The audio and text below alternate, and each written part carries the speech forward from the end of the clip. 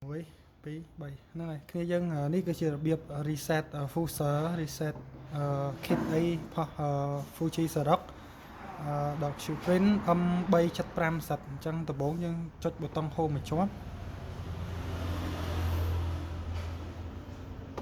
ចុចចប់ហើយយើងចុចកន្លែងនេះកន្លែងទី2នេះបន្តមកទៀតយើងចុចផ្កាយលេខ0ធំជ្រូកនេះដោយសារតែខ្ញុំមាន5 unit អញ្ចឹងអីទេបន្តមកទៀតយើងចុចឲ្យចុចខ1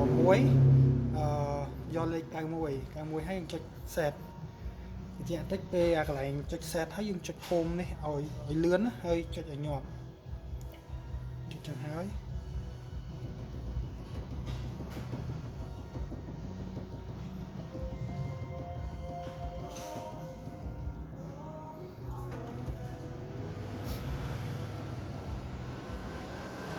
ពេលហ្នឹងវា load មកហើយវា load មកនេះគឺវាចូលដល់ switch mode យើងទាំងអស់មុនហ្នឹងគឺវាអត់ចូល switch mode ទាំងអស់ទេអញ្ចឹងយើងជប់យើងចូល88ចូល88ហើយយើងចុច set មួយដល់មកវាចេញអញ្ចឹងយើងទៅឆ្វេង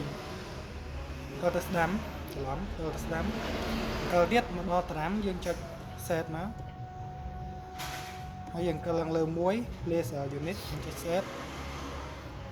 មួយទៀតយើង reset វាអស់ហើយយើង reset វាទៅអស់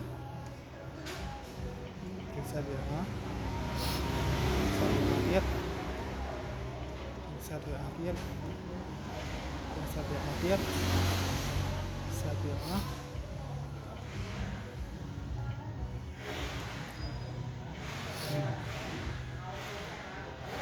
សេវាអស់ហើយយើងកាត់ខ្វាយមួយមកតែមកយើងវាយ99ធម្មតាមកអញ្ចឹងម៉ាស៊ីនវាដំណើរការធម្មតាវិញហើយ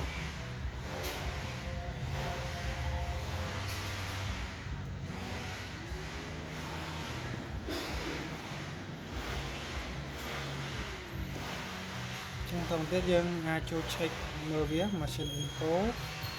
ថ្លៃ100ទាំងអស់វិញហើយ